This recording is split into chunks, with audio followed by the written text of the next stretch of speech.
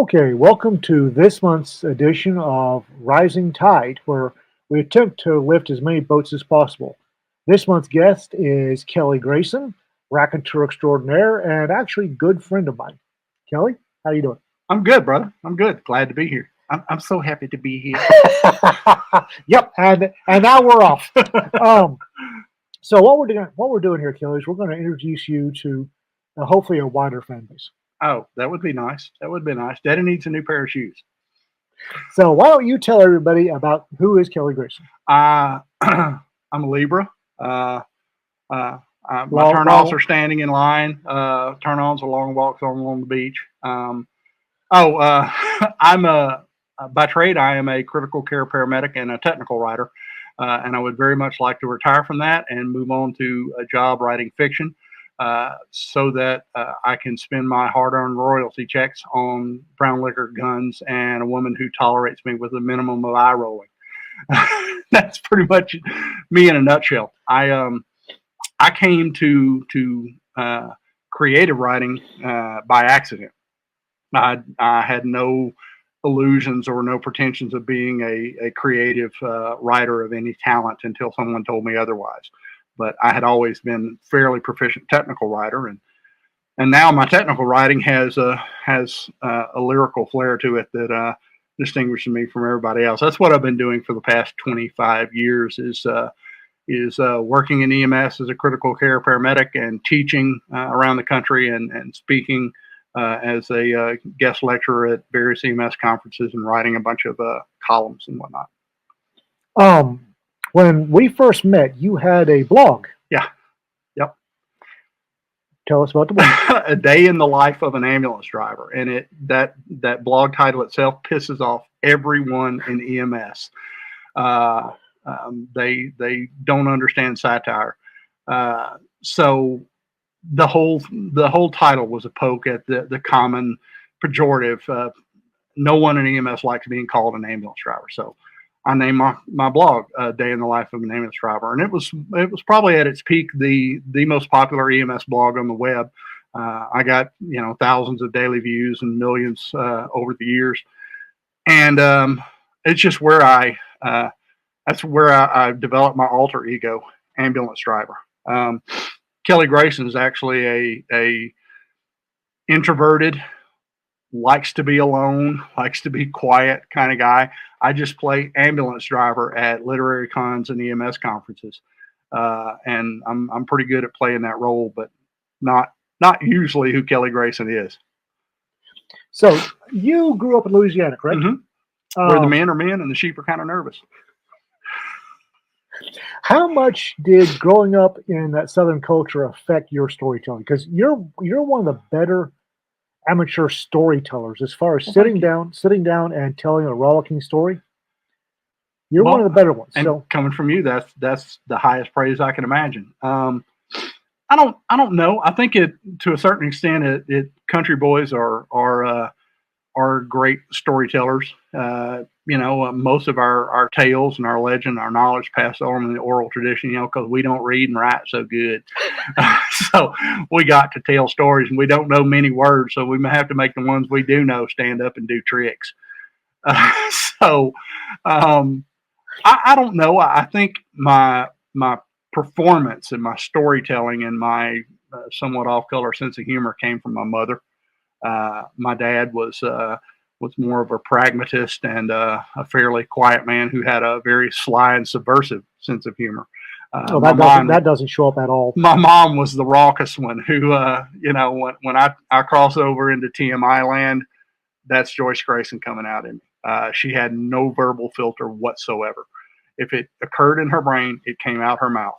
And I will not tell you those stories for fear of earning you an R rating. But I think a lot of good old boys in the South, especially in Cajun country, just storytellers. Cajun is a very verbal culture. Mm-hmm. Mm-hmm. And we're all about our legends. Mm-hmm. Well, I noticed Kelly and I, we get into storytelling duels every now and then. Usually the detriment of the watchers. And quite honestly, I learned. I got a couple of my tricks from listening to and watching Kelly. Um, so tell me, how difficult was it in taking the verbal, where you're painting a picture in somebody else's head with your words, and how difficult was it to translate that from verbal to writing? For me, it was pretty natural because I've always been sort of a visual storyteller, and when I write, I try to, especially dialogue and that sort of thing. I try to write like people would actually talk. And as far as my writing style goes, it's simple. Whenever I would pause, I stick a comma in there. Now, I have a good copy editor and structural editor who will go, if you stick another comma splice in there and stop beginning sentences with so and I don't care. That's how you talk. So she keeps those traits in check. But if I write the story the way I would tell it in person, it flows very well. Mhm. And that's something I've noticed about your writing. You write, and if you read a Lawdog story, you've heard Ian talk. You just haven't heard it with the muddy West Texas twang, Scottish brogue, African lilt to it. But your writing is very much how you talk. Mhm. You put all those little things and those ellipses and blink and this sort of thing when you read something you wrote, you can visually imagine you telling that very story. And if you've heard you talk before, you hear it in your voice. That's a pretty powerful thing. Well, you do That the not same many. thing. Well, I appreciate that. Not many storytellers have that. That Mhm. you can just vividly paint a picture with just your words. Not a. If it is a gift, it's not something I can claim credit for.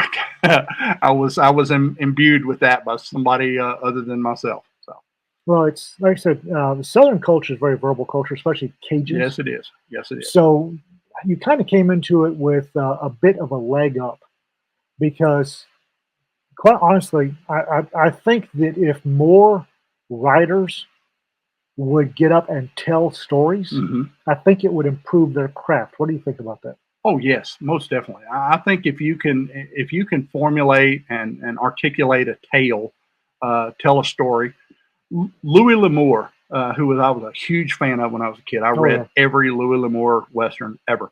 Um, he considered himself a storyteller in the oral tradition, a Mhm. troubadour, Mhm. and I look at myself the same way. I'm a storyteller in the oral tradition, and knowing how to frame that tale verbally alters the way you put it on the page, and I think it flows a lot better. For me, it seems natural, and people have told me they like it, so I stick with it.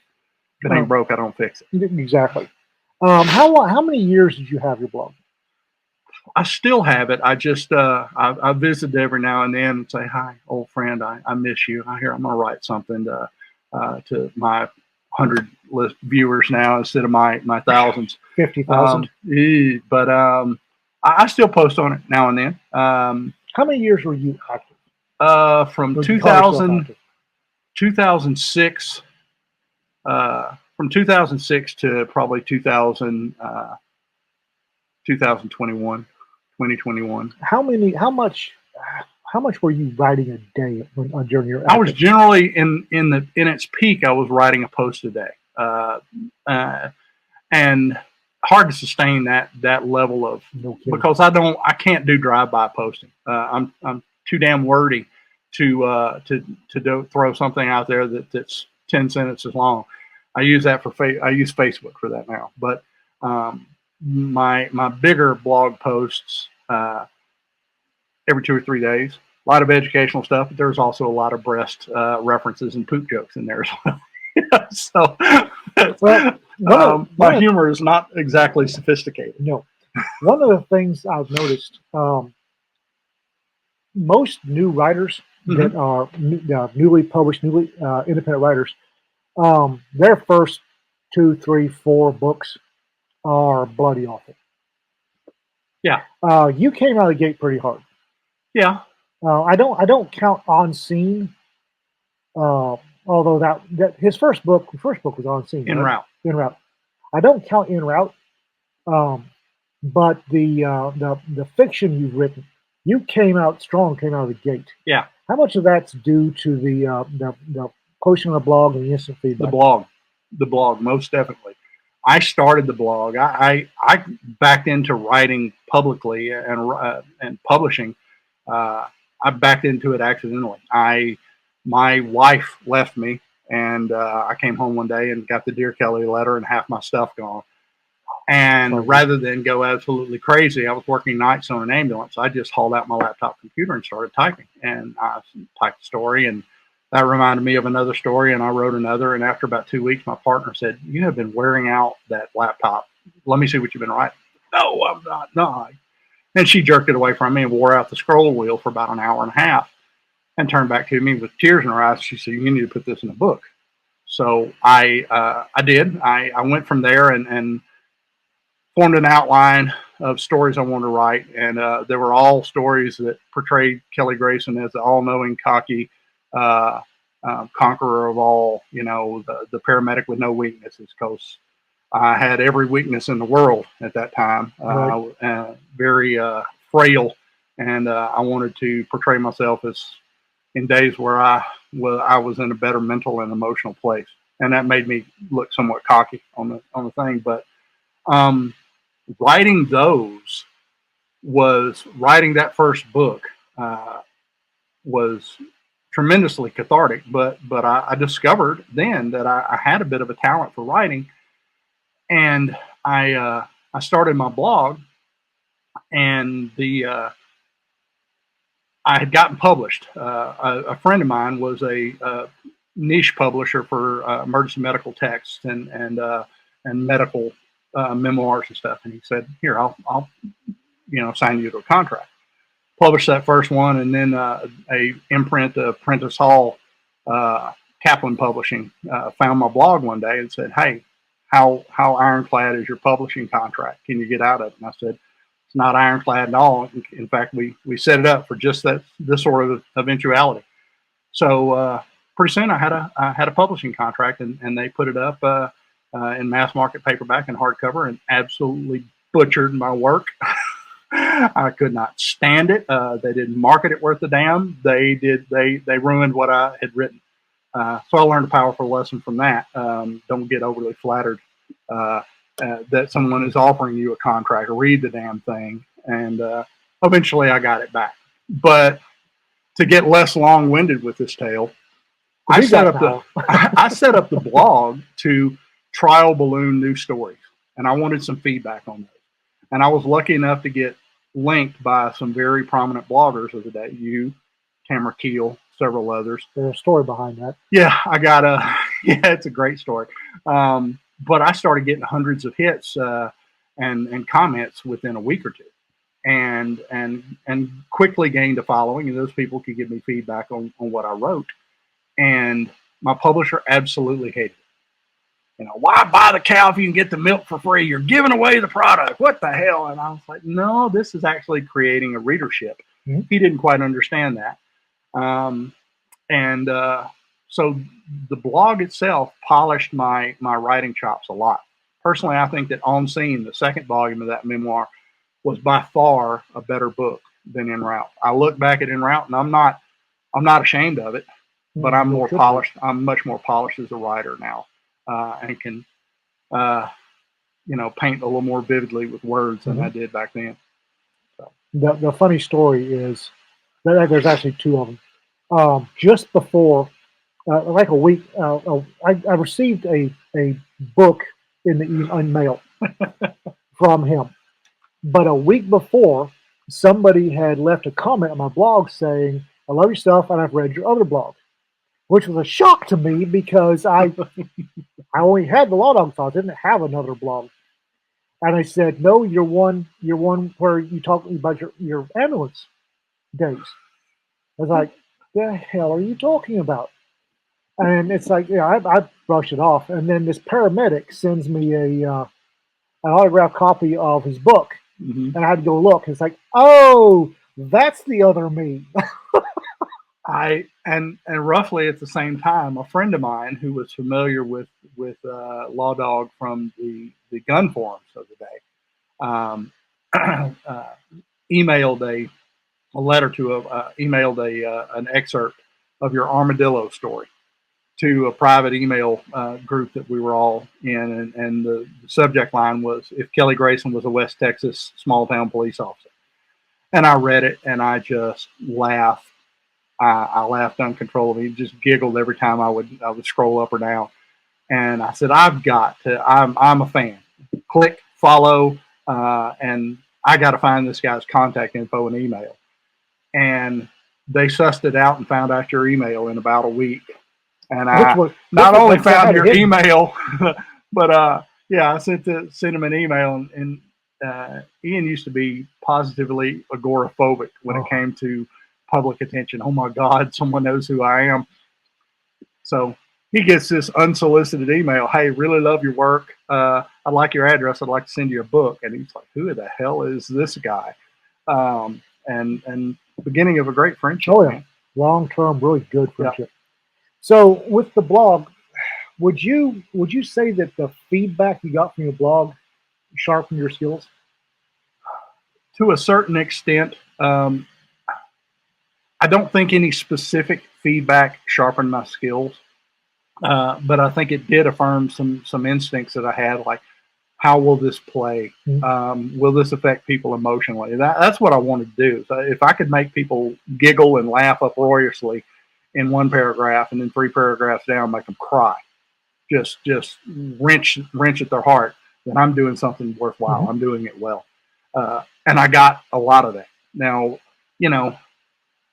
non-critical accolades don't do you a whole lot of good. Don't do you a whole lot of good. They're nice, but they it's great for massaging your ego, and it doesn't make you a better writer. So I got a few critical ones along the way, but most of the best feedback I got from my blog readers was just reaffirming my instincts about what people would like as I wrote. So I wrote more of those things, and then I had other people, and I learned about the concept of beta readers, saying, "Hey, this particular passage doesn't work. You need to move these things around and fix the story a little bit."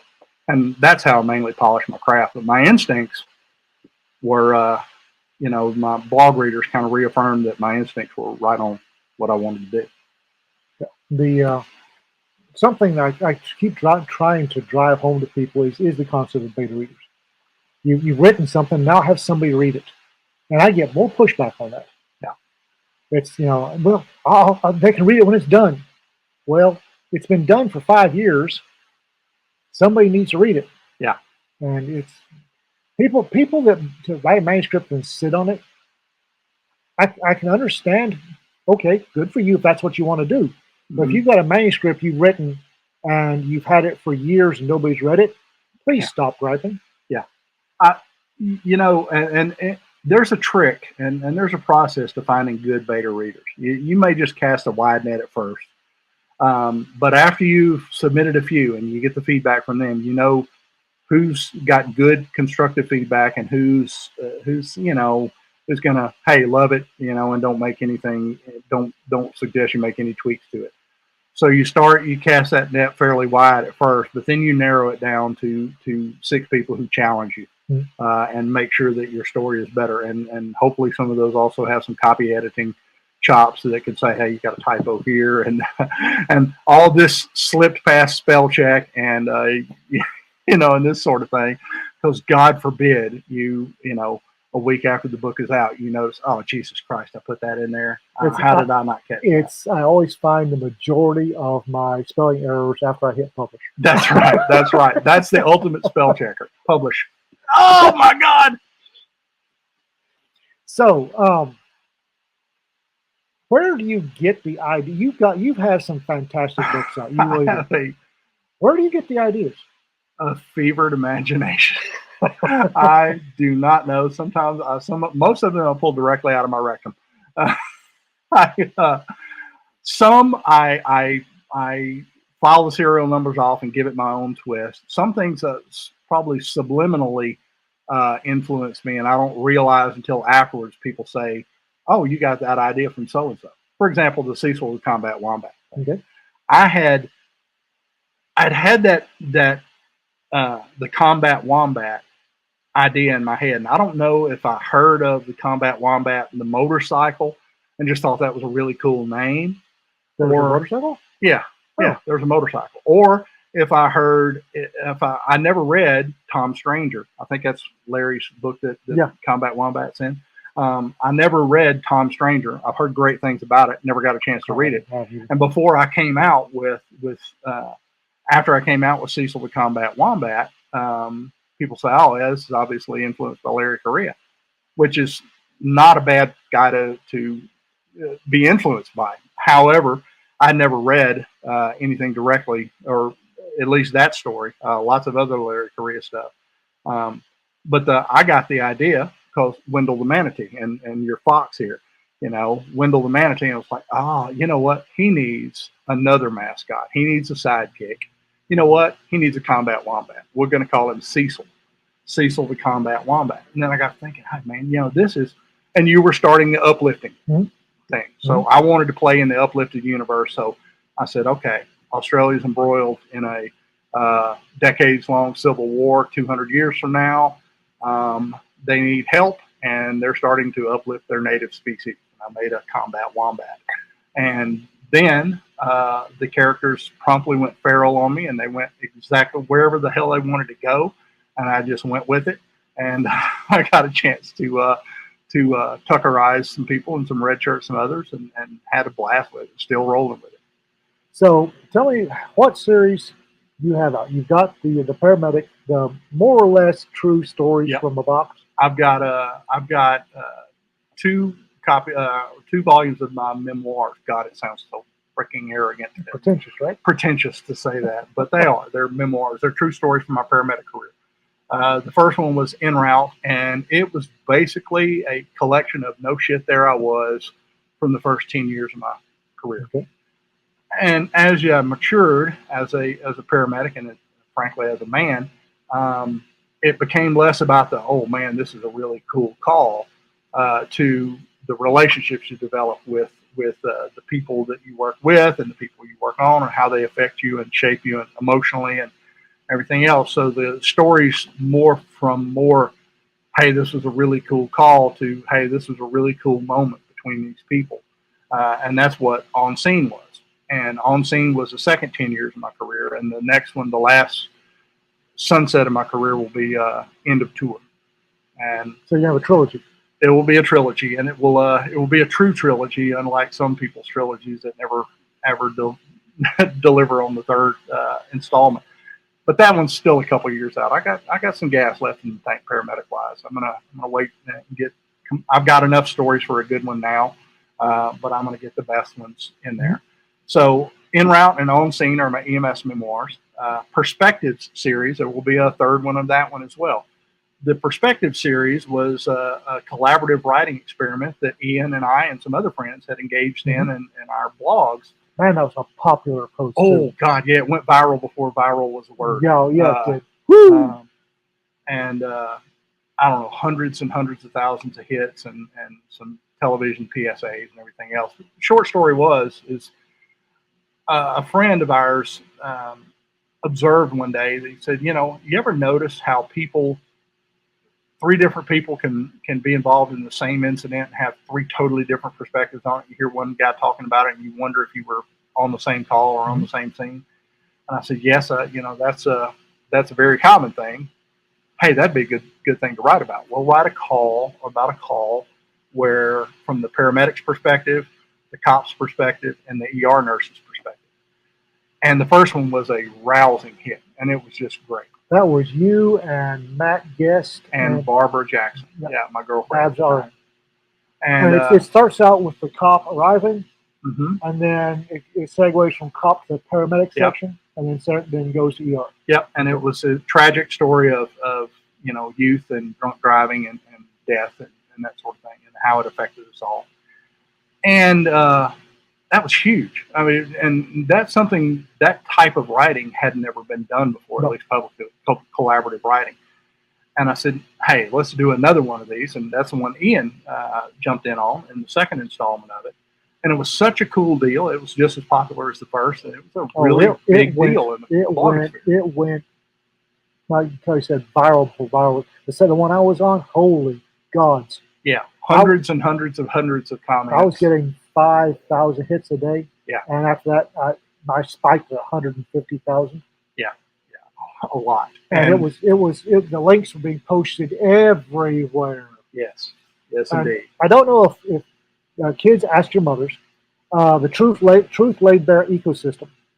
I had been I think, depending on how much interaction your blog got, you'd go up from a lonely invertebrate, protozoa, all the way up to large mammal. Yeah, I had been at protozoa, I think. Yeah. And then I went up to large mammal in like 24 hours. And that was awesome. Yeah, that was a big thing back I then. remember that. I remember checking Site Meter one day and checking the truth laid bare. Like, oh, I'm a whale! All right, awesome! I'm a whale. I missed that. That was pretty cool. That was good. That was interesting. And we did that on the blogs. Yeah, did that on the blogs, and I always wanted to revisit that. And then life got in the way, and Facebook comes along, and Facebook's a great mass communication tool. It's also great mass communication for tools. And that's another quote. Kind of got away from that, and but I always wanted to come back to it. And I developed a big enough social media following that I could put out a call. And I said, you know what? Let's pick up perspectives and let's do more of them. And I had a host of people wanting to do really good ones too. So enough so that I could do 2 volumes.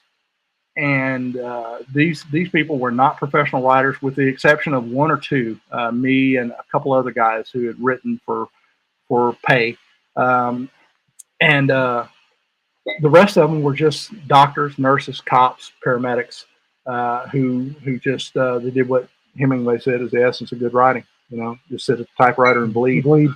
And knocked it out of the park. Yep. They're emotionally gripping. They're just really true stories.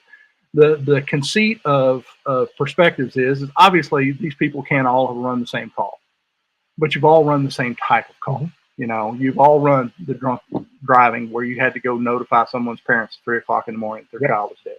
You've all, the one where, the old man dies, or wanders away and goes back to his old homestead, and those things that just hit you, or the time you resuscitated a child, and how that gripped you. We've all run those kind of stories. And I would tell these guys, they said, well, I'm not sure how this works. And I said, well, here's the thing. Here's the story ideas. If you have one that fits one of these categories, tell me that one. And then I will solicit other people that will participate with you on that. And you use the patient is not the story. The patient is the vehicle to tell the story. Mm-hmm. The story is how it affected you and shaped you.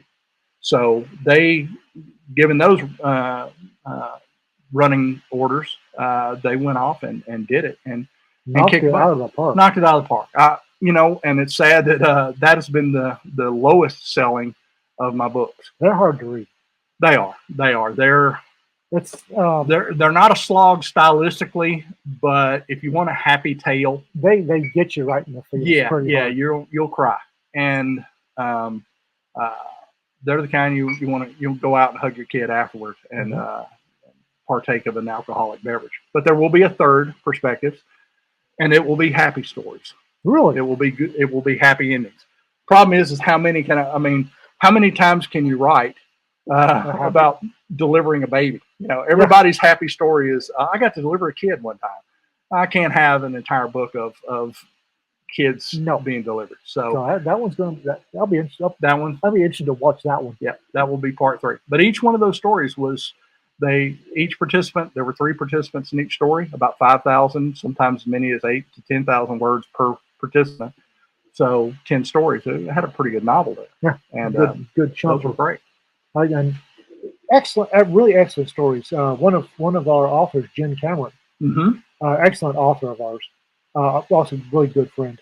That was her first ever paying fiction. God, she kicked butt, and Brian as well. Mm-hmm. She got to write with her husband on that deal, and they did a great job of it. And I've got the author group back together. I just got to give them some marching orders and some story ideas and start pairing them up. But there will be a third perspective, and hopefully that it will sell well enough that it will be more than a labor of love. That those guys can actually earn more than a steak dinner out of it. But if not, they got this chance to say that they were published authors, and they created something beautiful. Well, they actually got out there and did it. Yes. So many people talk about it, and the ones that all those people write reviews. Right. Yeah, right. They write reviews. So couldn't write an instruction manual on how to open a can of creamed possum with sweet potatoes garnish. Couldn't write an instruction manual for that, but boy, they will critique your writing. They will tear your story apart. So, and from there you did. So those are the EMS memoirs, and then there's Kindred. I've got a story, a supernatural urban fantasy series. It's angels and demons. The basic storyline is there's a demon escaped from hell, and he inhabits people and wreaks all sorts of havoc in the world, inhabiting their bodies. And there is there is an archangel who was supposedly banished from heaven along with the rest, but it's his job to be his nemesis and banish him back to hell. And the difference is that he cannot inhabit people against their will. He has to have willing hosts. So you kind of follow the timeline down this story throughout time. And the first one was Kindred, and it was basically told from the Archangel's perspective and his three hosts, one in the Old West, because I always wanted to write a Western, and it was a pretty good Western, I think. Then I wanted to write a detective story, and it was a Serbian detective who's trying to thwart the assassination of Archduke Ferdinand. And the last one was was kind of an urban thriller with set in the cartel wars on the U.S.-Mexico border, and the tactical paramedic involved in that. So that was for the first guys, the good guys' perspective. The next one will be called Azazel, and it will be told from the demon's perspective. I get to turn loose my head. And how is that? Is that comfortable? Yes and no. It's never comfortable to realize when you write something that didn't come out of thin air. It was in you, and you got some dark things in you that you let out. And you've had that, I asked you to participate in one of the perspectives, and you were like, not this particular story. The beast got out of his cage on my experience with that. And I can appreciate that. I've had some that very nearly turned out the same way, but it's sobering to know that you've got those things in you, but also I think Azazel is going to be more sympathetic character than you thought with. Really? Than you thought, because no one starts out irredeemably evil. They got that way. Something created them, something shaped them that way. And that's the way moral decay and stuff happens. You don't just wake up one day and say, I'm going to take over the world and I'm going to be the biggest asshole ever. Baby steps. It happens in baby steps. And one day you look in the mirror and you don't recognize the person you saw. Mm-hmm. Who am I? I don't recognize this guy. And that's the way Azazel got. He is born out of bitterness and hatred and betrayal. But he was a well-meaning angel in the beginning. So, and then the last one will be their apocalyptic battle for the souls of God knows who. I don't know where I'm going up with that one. Yeah, I haven't even fully fleshed that one out.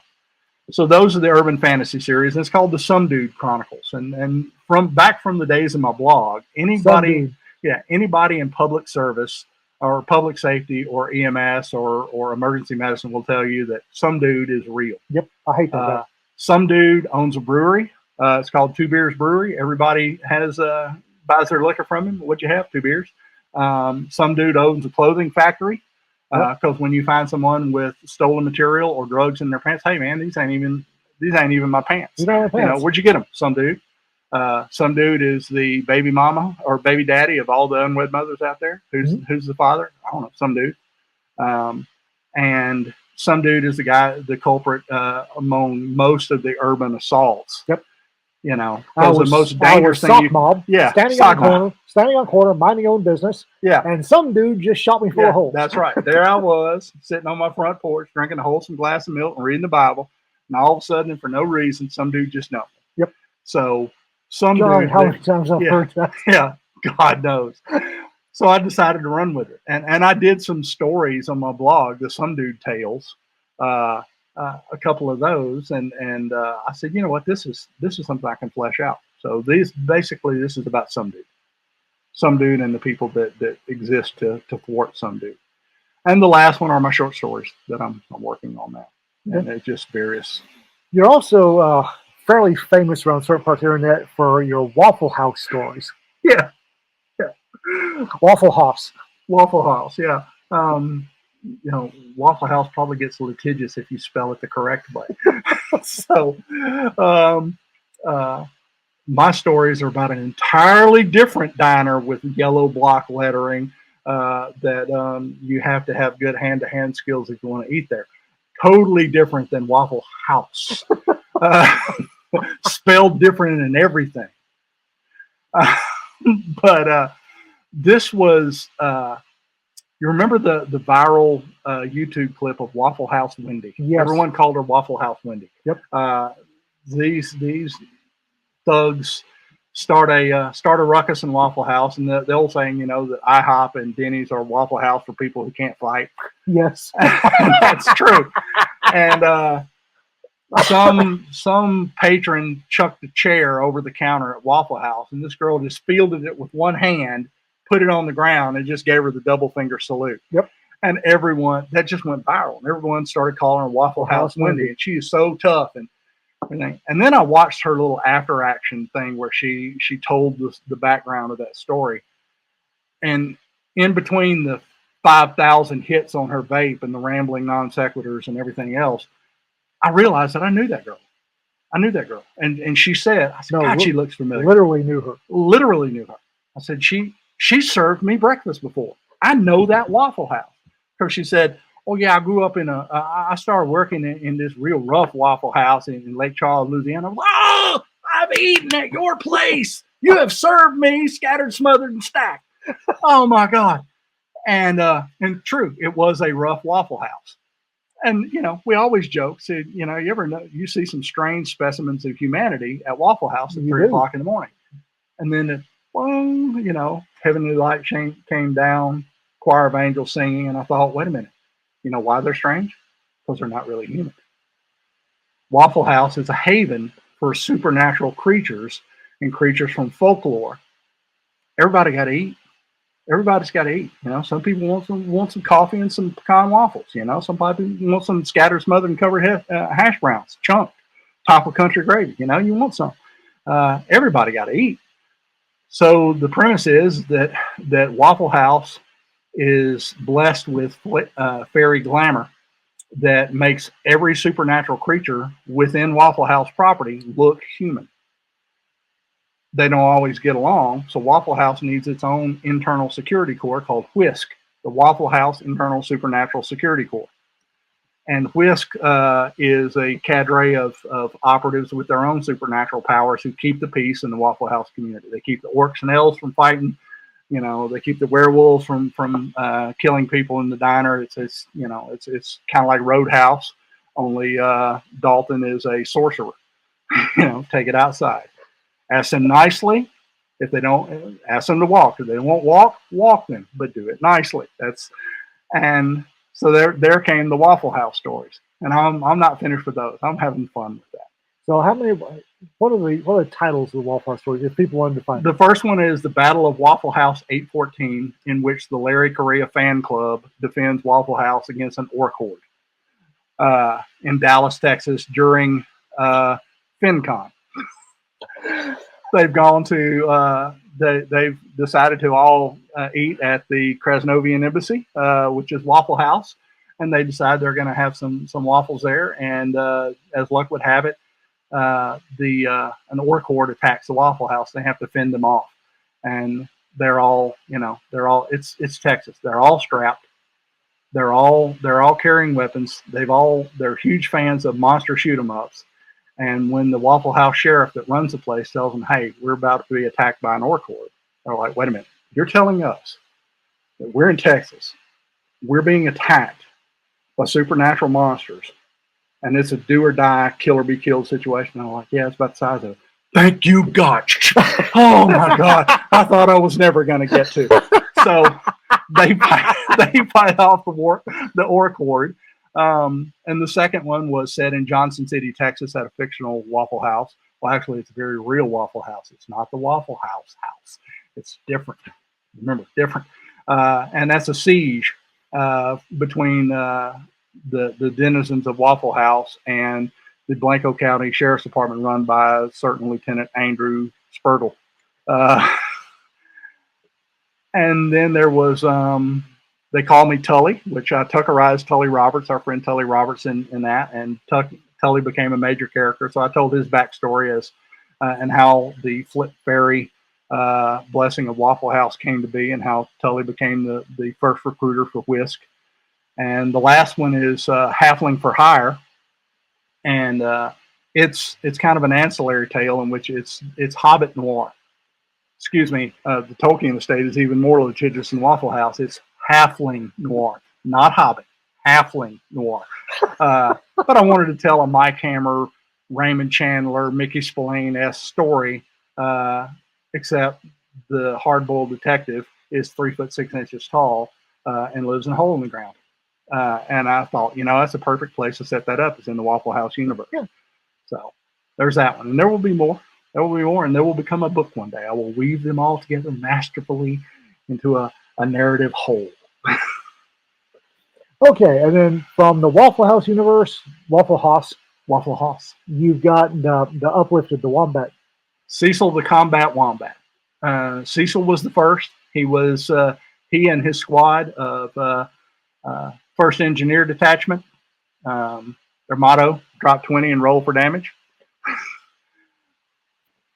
Everyone who has a mind for useless trivia knows that wombats poop cuboidal, square, dice-shaped poop, except uplifted wombats who are bipedal, so therefore they need cartilaginous plates on their inguinal regions and their quadriceps, and not just their buttocks, but on their hamstrings as well.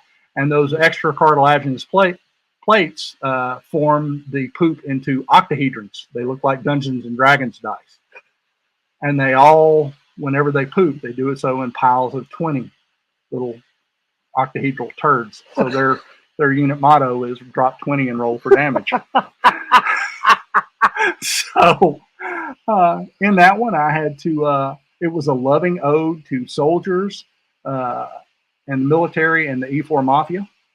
And the felonious E4 was, of course, Corporal Ian McMurtry. And I think he represented the E4 Mafia fairly well there. And the story goes on. In the next story, it's they needed a foil. It was a bit too much of a sausage fest there, so they needed some women. So we got them a squad of uplifted mongoose. Can't call them mongooses. They have the right to be called mongoose. So female squad of Nepalese mongoose who are very skilled assassins. They're basically female Gurkhas, only faster and meaner. And wow. And then said, any good war story, you also need some commandos, some maritime troops. So what would be the closest Australian equivalent to to a Navy SEAL? Well, obviously a platypus. Obvious. So they stood up Platypus Platoon, and I introduced a new character, the original uplifted wombat in Platypus Platoon, Colonel Brian Lee Nadd, or as his troops like to call him, Wombat Prime. And he became the latest story in the Cecil the Combat Wombat universe is the origin story of Wombat Prime. So the next one will feature drop bears, like bloodthirsty carnivorous koalas. And since they're called drop bears, I guess I'll probably have to make them paratroopers or something. Yeah, of course. Yeah, of course. God, it's fun writing those. I giggle. Oh yeah. In between that, you've written stuff for Cedar Sanderson. Mm-hmm. the hunting anthology, Yep. Yep. and her Labor of Love, which was her PTSD, one of her PTSD anthologies. Yep. I the um,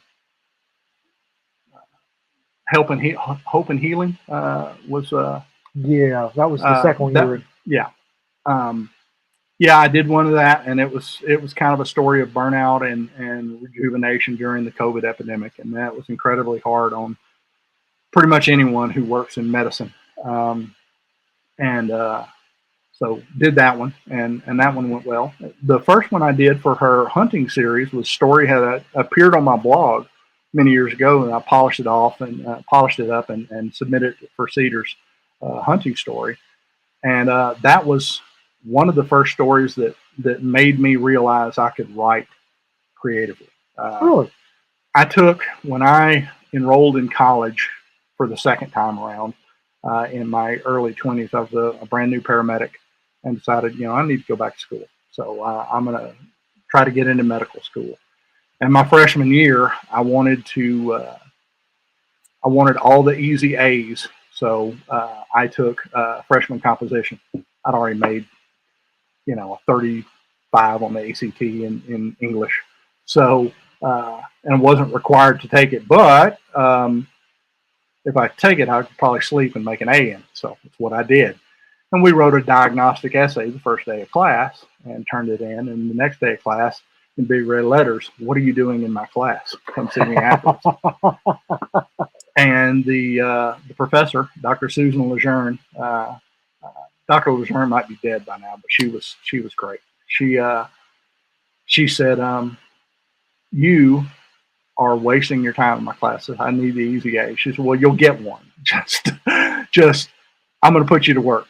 So she had me write for the school paper, and I mercilessly satirized pretty much every professor at that university for 2 years. But she and that story about it's called Winter Wings, about just an idyllic morning duck hunting with just me and my dog, and that won an essay contest many 30 years ago, and she told me something that I've stuck with. Has stuck with me and kind of shaped my writing from then on. She said, "You do you. Write like you write. Don't change anything. Don't worry about the conventions of writing. Don't worry about fragments and run-on sentences and punctuation, any of those kind of things. Because the better you are as a storyteller, the less those things matter." Not wrong. Lots of structural problems can be forgiven by a really good story.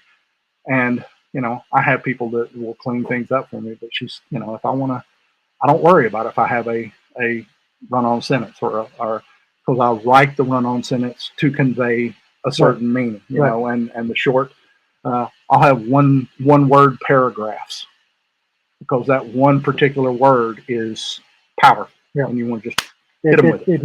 It doesn't need to be disguised by anything else. No, it does not. Right. And she said, "Trust your own voice. It's true. Don't try to be like anybody else. Be Kelly Grayson, and you'll do well." So I've been doing that ever since. Good. Worked well. Good. So your books are on Amazon, yes? Mm-hmm. Oh, and you also wrote for me a couple of times.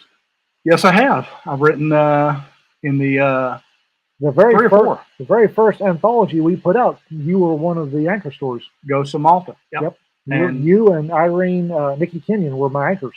Yep. And God, there were some great stories in that one. I wanted to play in the Some Dude universe a little bit and kind of flesh out that universe. I was doing some world building at the time. So I wanted to create a little bit of a backstory that eventually I could weave together. So I set one in the 1980s in Malta. And later on in Saints of Malta, I did one all the way. I did another Some Dude tale all the way back from the Siege of Malta in the 1500s when one of the Knights Hospitaller was a host for my Archangel and was killed. Kelly turned that one in. And I wasn't really sure on Ghost what we were going to get. I really wasn't. Kelly said, "Don't worry, I got you." But, okay, I'll get at least one story. And so he turned it in, and I read it, and I texted Courtney, the editor, I said, have you read this story? She said, not yet. I said, you've got to read this story. And Oh, shucks. well, and we used it as the anchor. Mhm. It was the one that everybody wanted to get to. Really outstanding storytelling. It really was. Um, so, and here's the question I always ask, Mhm. and it usually trips people up. We're willing to bet that you'll give us a good one. What is the advice you wish you'd gotten when you first started writing that you didn't get? I wish someone had taught me more about the promotional aspect of it. Oh, Because nice. you can Okay. write a great story. If no one reads it, it really are you. You can tell yourself you're an author, but until you cash a big royalty check, you know, it's just something you can tell yourself, and an entry on a resume or a CV one day. But what Larry Correa says that the only valid criticism starts with "pay to the order of," and that's You're not wrong. And I suck at promoting myself. I write a book, I write a story. I want to talk about that story. I want to tell you what a wonderful person I am and what a great writer I am and how you should buy every one of my things. I would like to tell you about the works I've done and let you decide that for yourself. It just, and it seems weird because my alter ego's ambulance driver, and and I'm supposed to be the gregarious life of the party guys at EMS conferences, and you and I have shut down many a bar at BarCon, only to turn around and see the entire bar with their chairs turned toward us, swapping stories. But that's draining for me, and I get back to the hotel room, and I can't people for a day or two. So I've never been really comfortable promoting myself. I'm not good at it. It doesn't come naturally to me. But it's an integral part of being successful as a writer. You got to find a way to do that. And what I have learned, what I wish I had learned early on, is network well, develop a good set of contacts and people who will help you promote your stuff, and learn the title of this podcast, "Rising Tide Lifts All Boats." Yes. And that interaction with other successful authors, promoting each other's stuff, expand your readership a little bit. That echoes something that when I'm at cons and we're talking about self-publishing, one of the things I look at, I always say, how many people here are writers? At hands will really work. I say, how many of y'all are introverts? Just about every hand will say up. I go, boy, have I got bad news for you. You're going to have to get out of your comfort zone. What advice do you, as Kelly the author, and you are an author, what advice do you, as Kelly the author, have for up and coming authors? First of all, get it on paper. Just get it on paper. You're talking the story. Yeah, the story. Get the darn thing written. Hemingway said, "Write drunk, edit sober." Yeah. I don't care if you write drunk or write sober and edit drunk. Well, edit drunk is probably a bad thing, but I don't care what your process is. But you have to believe in the process and get the darn thing written, even if it sucks. Even if it sucks. Too many of us sit there, and I've been toying with the story for how many years, and I just don't know if people will like it. And good ideas die on the vine because of analysis paralysis. And they don't just write it. So you get the darn thing on paper, and then when you read it on the page, instead of what's thundering in your head, then you can see where the weak spots are and you can start to fix it. But getting it on the page is the hardest part. Getting it on there and clicking save, and then go and grab a beer, come back, look at it again. So that's probably the way for me to overcome writer's block. God knows I have writer's block as much as anyone else. Oh, Lord have mercy. I have my highs and lows of depression. I can't not crank out anything, and I'll sit at the computer with 7 open Word tabs with just the title at the top of the page, and nothing's coming. And I'm doing drive-by poop jokes and breast jokes on Facebook at 3 o'clock in the morning, because that's what passes for human interaction when I'm depressed. But the thing that gets me out of depression is saying that accomplish a task. Here's a list. Get this one checked off. Get this one checked off. get this one checked off. And pretty soon, as the list pares down, your mood improves. It's easier to write. The next ones to check off are even easier. And the thing that gets you out of the writer's block is just being productive. Not being good, being productive. Write something down, and then you can go back and tweak it and play with it later.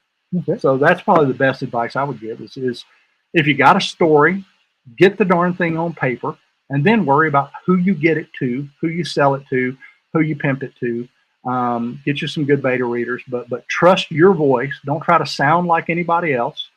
Tell a good story, get it on paper, and then worry about promoting it and polishing one it bite at a time. One bite at a time. It's like eating an elephant. Pretty soon you keep your eyes on the word processor. God, I just dated myself, didn't I? Oh my God!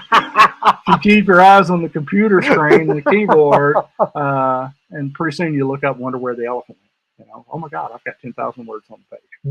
Mm-hmm. That's a great start.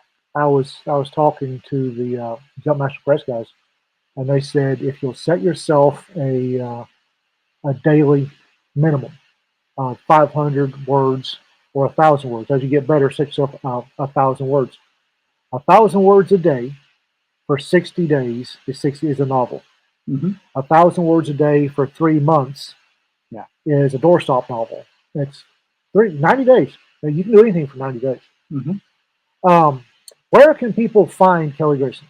You can go to kellygrayson.com on the internet, and that will take you to the personal page on my website, medicsolutions.org. You can find me on Amazon. Just look up Stephen Kelly Grayson, not the Kelly Grayson that writes porn. If I ever do write porn, God, it's lucrative. I will have a pen name. No kidding. Porn is erotica. I'll be a female Jewish porn author. Labia Menorah. That will be her name. But it's Stephen Kelly Grayson on Amazon. You can find my author page there. And if you just Google me, Google Stephen Kelly Grayson, most of the hits coming up will be EMS, but there will be my Amazon page as well. And you can find my blog, ambulanceDriverFiles.com. That's where I can be had. Okay, if they want to meet you in person, what's your con schedule coming up for this year? Recent career change kind of knocked my con schedule in the dirt, but thus far, I will be at Fool's Con with you guys, and Fool's Con, not a con, and I will be telling stories and imbibing in alcoholic beverages and trying to convince Ian to publish the next round of whatever we want to rope him into. I will be at Liberty Con in June. I'll be a panelist and a guest at Liberty Con in June. And then further on in the year, if PCon does something in September, I'll probably be at that and starting to look at some others. But this year, my con schedule's been a little bit off because I made a move literally across the country to take a new job. That'll do it to you. Yeah. Okay. In closing, is there any nuggets of wisdom from the mind of Kelly Grayson that you think should be bestowed upon the world? If it's wet and sticky and not yours, leave it alone. I can't use gems. Don't sweat the petty stuff. Don't pet the sweaty stuff. That one's already taken. So if it's wet and sticky and not yours, leave it alone. All right, folks. That's Kelly Grayson. Good friend, good author. You should check him out. Stephen Kelly Grayson. He's on Amazon. Great books. He's one of Raconteur Presses. You can chase him down from there. Yep. Kelly, good to have you on, brother. Yeah. Buy all the books you can. Daddy needs a new pair of shoes. Let me buy that swanky double wide I've had my eye on for so long. There you go. All right, folks. Y'all be safe.